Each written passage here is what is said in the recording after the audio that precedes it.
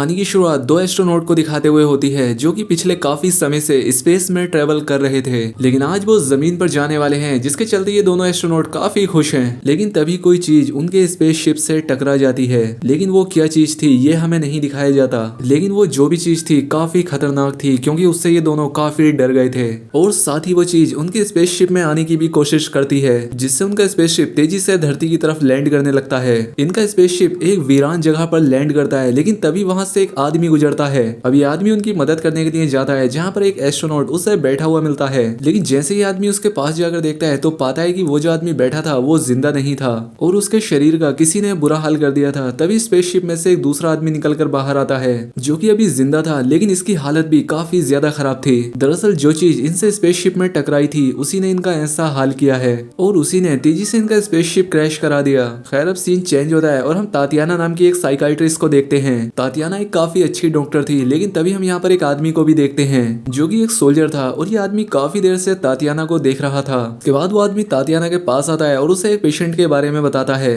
वो कहता है कि तुम्हें मेरे एक पेशेंट को देखना होगा और अगर तुम्हें वो केस इंटरेस्टेड ना लगे तो तुम वापस आ जाना, और इस काम के लिए मैं तुम्हें पैसे भी दूंगा। इसीलिए तातियाना इस काम के लिए मान जाती है। इसीलिए वो पेशेंट को उस सोल्जर के साथ देखने के लिए जाने लगती है। दरअसल ये सोल्जर उसी एक्सीडेंट की बात कर रहा था जिसे कि हमने मूवी की शुरुआत में देखा था। उस क्रैश में जो एस्ट्रोनॉट बचा था उसका नाम होता है कॉन्टेस्टीन, और उसी के इलाज के लिए तातियाना को ले जाया जा रहा था। अब जो सोल्जर तातियाना को लेकर जा रहा होता है वो उससे कहता है कि उस एस्ट्रोनॉट कॉन्टेस्टीन को दिमाग की कोई बीमारी है। लेकिन तातियाना को उन पर शक हो रहा था कि बात इतनी सीधी तो नहीं हो सकती, जरूर बात तो कुछ और है। खैर अब इसके बाद तातियाना को ऑब्जर्वेशन रूम में ले जाया जाता है। वो यहाँ देखती है कि कॉन्टेस्टीन को एक चैम्बर में रखा गया है और यहाँ पर एक डॉक्टर भी है जो कि कॉन्टेस्टीन से बात करने की कोशिश कर रहा है। वो कॉन्टेस्टीन को हिप्नोटाइज करने की भी कोशिश कर रहे थे, लेकिन इसका उस पर कोई असर नहीं हो रहा था। खैर अब तातियाना अंदर जाती है और कॉन्टेस्टीन से बात करती है। वो उससे काफी फ्रेंडली वे में बात करती है, जैसे कि वो उसे जानती हो। इसके बाद वो उसे चाय देती है और अब वो उससे पूछती है कि क्या तुम मुझे बताना चाहोगे कि उस दिन तुम्हारे साथ हुआ क्या था।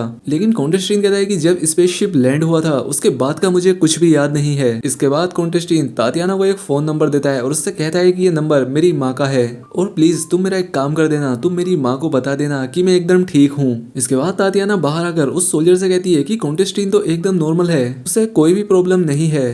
खैर अब रात में तातियाना जब सो रही होती है तब 2:30 बजे के आसपास उसके दरवाजे पर कोई नॉक करता है और दरवाजे पर कोई और नहीं बल्कि वही सोल्जर था। इसके बाद वो तातियाना को ऑब्जर्वेशन रूम में लाते हैं। वो यहाँ पर पाती है कि यहाँ पर तो काफी हलचल मची हुई है, लेकिन इस बारे में इससे पहले वो उन लोगों से पूछती कि यहाँ क्या हुआ है उससे पहले वो स्क्रीन पर कॉन्टेस्टीन को देखती है। वो देखती है कि वो काफी परेशानी में है और उसकी हालत और भी खराब होती जा रही थी। अब अचानक उसके मुंह से खून आने लगता है और देखते ही देखते उसके मुंह से एक क्रीचर बाहर आता है, और जब वो क्रीचर उसके मुंह से पूरी तरह से बाहर आ जाता है तो कॉन्टेस्टीन बेहोश हो जाता है और अब वो क्रीचर बाहर आते ही ग्रो होने लगता है। अब वो सोल्जर तातियाना से आकर कहते हैं कि जाओ तुम अंदर जाओ। अब यहाँ पर तातियाना काफी डरी हुई होती है, लेकिन बावजूद इसके वो रूम में जाती है, जहाँ पर वो क्रीचर पहले तो एकदम रिलैक्स होकर तातियाना को देखता है, लेकिन अचानक से वो तातियाना पर हमला कर देता है। लेकिन बीच में ग्लास की बॉल थी, इसलिए तातियाना को कुछ नहीं होता, लेकिन अब तातियाना बहुत ज्यादा डर चुकी थी। अब वो सोल्जर तातियाना से कहता है कि तुमने देखा अभी क्या हुआ, इसलिए हमने कॉन्टेस्टीन को ऐसे कैद करके रखा है। ये जो क्रीचर अभी कॉन्टेस्टीन के अंदर से निकला है ये उसी के अंदर रहता है, और तातियाना अब ये जिम्मेदारी तुम्हें दी जाती है कि तुम्हें उस क्रीचर को कॉन्टेस्टीन से अलग करना होगा। लेकिन इसके लिए तातियाना के पास हादसे के बाद की सारी इन्फॉर्मेशन और जरूरी डॉक्यूमेंट्स भी होने चाहिए। अब इसी रात तातियाना को ये सारी चीजें मिल जाती हैं और स्टडी करने पर उससे पता चलता है कि वो क्रीचर कॉन्टेस्टीन के पेट में रहता है। जब वो क्रीचर उसके पेट के अंदर होता है तो वो बस 30 सेंटीमीटर का होता है, लेकिन उसके पेट से बाहर आते ही वो आधे मीटर का हो जाता है, और वो रात को 2:40 से 3:10 के बीच उसकी बॉडी से बाहर आता है, और 3:10 से जैसे ही टाइम ऊपर जाता है वो वापस उसके पेट के अंदर चला जाता है। कॉन्टेस्टीन इस सब के बीच बेहोश रहता है, इसीलिए उससे पता ही नहीं है कि उसके पेट के अंदर कोई क्रीचर है। यहाँ पर तातियाना को यह भी पता लगता है कि जब उस क्रीचर को कॉन्टेस्टीन से अलग करने की कोशिश की गई थी तब कॉन्टेस्टीन काफी बीमार हो गया था, लेकिन जब वापस उस क्रीचर को कॉन्टेस्टीन के पास ला दिया तो वो फिर से ठीक हो गया। खैर अब तातियाना फिर से कॉन्टेस्टीन के पास जाती है और उससे कहती है कि लोग तुम्हें पागल समझते हैं और उनका मानना है कि अपने साथी को भी तुम्ही ने मार दिया। ये बात सुनकर कॉन्टेस्टीन को गुस्सा आ जाता है और तातियाना यही चाहती थी कि उससे गुस्सा आए, क्योंकि तातियाना ने सोल्जर से पहले ही कहा था कि जब कॉन्टेस्टीन को गुस्सा आएगा तभी हम उसके टेस्ट ले सकते हैं, जिससे हम बाद में ये पता लगा लेंगे कि वो क्रीचर उसके पेट में क्या खाता है। तातियाना सोल्जर से कहती है कि आप कम से कम कॉन्टेस्टीन को दिन में एक नॉर्मल इंसान की तरह रहने दें, क्योंकि इससे उसकी तबीयत में भी सुधार होगा और हमारे लिए एग्जामिन करना भी आसान होगा। ये कहकर तातियाना चली जाती है। इसके बाद कॉन्टेस्टीन को एक नॉर्मल रूम में रखा जाता है। यहाँ पर एक टीवी भी होता है जिससे कॉन्टेस्टीन ऑन करता है। इस टीवी में न्यूज चल रही थी कि उन दोनों एस्ट्रोनॉट को रिहैब सेंटर में रखा गया है। ये देखकर कॉन्टेस्टीन को काफी गुस्सा आता है, लेकिन तभी उसे अपने पास किसी के चलने की आहट होती है, इसलिए वो जल्दी से टीवी बंद करके दूर हटके खड़ा हो जाता है। अब अंदर तातियाना आती है जो कि कॉन्टेस्टीन से माफी मांगती है। वो उससे कहती है मैंने तुम्हारी पर्सनल लाइफ में इंटरफेयर किया। कॉन्टेस्टीन उससे कहता है कि मेरी वाइफ की डेथ हो गई है और मैं यहाँ फंसा हुआ हूँ, मैं अपने बच्चे का ख्याल भी नहीं रख सकता और अब मेरा बच्चा एकदम अकेला है। खैर अब आज की रात जब वो क्रीचर बाहर निकलता है तो तातियाना उसे एक खिलौना देती है जो कि कॉन्टेस्टीन का भी फेवरेट था। वो खिलौना उस क्रीचर को भी पसंद आता है। अब तातियाना उस रूम के अंदर जाने के लिए कहती है। अब तातियाना को एक सेफ्टी सूट पहनाकर अंदर भेज दिया जाता है। तातियाना ने वो खिलौना भी अपने हाथ में पकड़ा होता है और वो क्रीचर छोटे बच्चे की तरह उस खिलौने की तरफ खींचा आ रहा था। अब वो उससे खेलने लगता है। अब यहाँ पर तातियाना उस क्रीचर को हाथ लगाने की कोशिश करती है, लेकिन उस क्रीचर को छू नहीं पाती और स्लिप होकर वहीं पर गिर जाती है। इसलिए उस क्रीचर का ध्यान तातियाना पर चला जाता है और वो उस पर हमला करके उसे जख्मी कर देता है, जिससे वो बेहोश हो जाती है। अब ये देखकर वो सोल्जर लाइट ऑन कर देता है। इससे उस क्रीचर का ध्यान भटक जाता है और मौका देखकर वो सभी लोग तातियाना को बाहर निकाल लेते हैं। होश आने पर तातियाना सोल्जर को बताती है कि वो क्रीचर ना सिर्फ कॉन्टेस्टीन के अंदर रहता है, बल्कि वो महसूस भी वैसा ही करता है जैसे कॉन्टेस्टीन करता है। तातियाना यहाँ पर कहती है कि हमें कॉन्टेस्टीन को मॉस्को ले जाना चाहिए, लेकिन इस बात के लिए वो सोल्जर नहीं मानता। सोल्जर कहता है कि देखो ये क्रीचर दिन प्रतिदिन बड़ा होता जा रहा है और इस तरह से इसे वहां पर ले जाना किसी खतरे से खाली नहीं है। क्या पता ये बहुत बड़ा हो जाए और इंसानों को नुकसान पहुंचाने लगे, इसलिए यही अच्छा है कि हमें इसे यहाँ पर ही रखना चाहिए।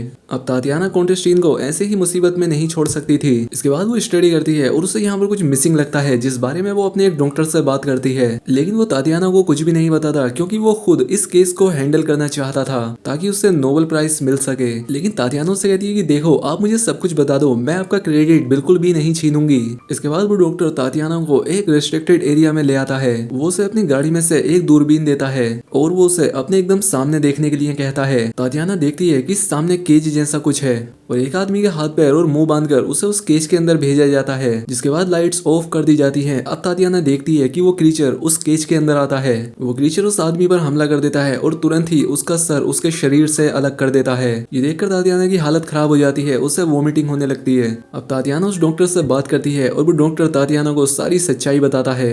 वो कहता है जब हमें कॉन्टेस्टीन मिला तब उस पर कोई भी इलाज काम नहीं कर रहा था। जिसके बाद एक रात इस क्रीचर ने एक नर्स पर हमला कर दिया, जिसके बाद कॉन्टेस्टीन की तबीयत भी ठीक होने लगी। हमने उस क्रीचर को अलग अलग तरह के जानवर खाने के लिए भी दिए, लेकिन उससे कोई फायदा नहीं हुआ और तब से हर एक रात एक आदमी उसका शिकार बनता है। अब इसके बाद तातियाना कॉन्टेस्टीन को मॉर्निंग वॉक के बहाने बाहर ले आती है। वो कॉन्टेस्टीन को सारी सच्चाई बता देती है, लेकिन इससे उसे कोई फर्क नहीं पड़ रहा था। कॉन्टेस्टीन तातियाना से कहता है कि हम लोग रात में मिलेंगे, तुम आना जरूर। अब उस रात जब वो मिलते हैं तो कॉन्टेस्टीन कोई भी दवाई नहीं लेता। वो तातियाना से मिलने के लिए आया था, जिसके बाद वो तातियाना को लेकर एक रूम में आ जाता है और यहाँ पर हमें पता लगता है कि कॉन्टेस्टीन सब कुछ जानता है कि उसके अंदर एक क्रीचर है। ये बात सुनकर तातियाना को काफी गुस्सा आता है। वो उससे कहती है तुम्हें सब कुछ पता होते हुए भी तुम खुद जिंदा रहने के लिए हर रात एक इंसान को मारते हो। अब इसके बाद तातियाना को पकड़ लिया जाता है और अब वो सोल्जर तातियाना को इंसानों का शिकार होते हुए करीब से दिखाने वाला था। अंदर वो क्रीचर धीरे धीरे आगे आ रहा था, लेकिन जब वो एक आदमी पर हमला करने वाला होता है तभी तातियाना उसके सामने आकर खड़ी हो जाती है। यहाँ पर वो क्रीचर तातियाना को काफी डराने की कोशिश करता है, लेकिन वो उससे नहीं डरती।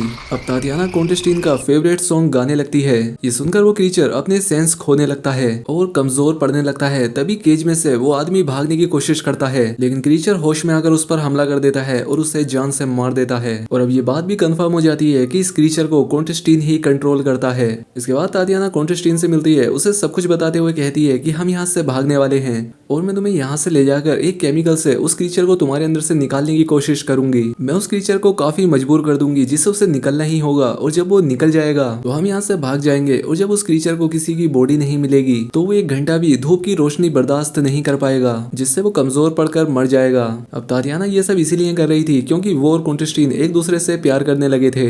खैर अब इसके बाद तातियाना और कॉन्टेस्टीन यहाँ से भाग जाते हैं और बाद में वो डॉक्टर उस सोल्जर को सब कुछ बता देता है, यानी कि इस इलीगल एक्सपेरिमेंट के बारे में। वो सोल्जर सीसीटीवी कैमरा में सब कुछ देख लेता है, इसीलिए वो फौरन अपने गार्ड्स को तातियाना को मारने के लिए भेजता है और कॉन्टेस्टीन उस सोल्जर को जिंदा चाहिए था। अब गार्ड्स उन तक पहुंच जाते हैं, तभी कॉन्टेस्टीन खुद को इंजेक्शन लगा लेता है, जिससे वो क्रीचर फौरन बाहर आ जाता है।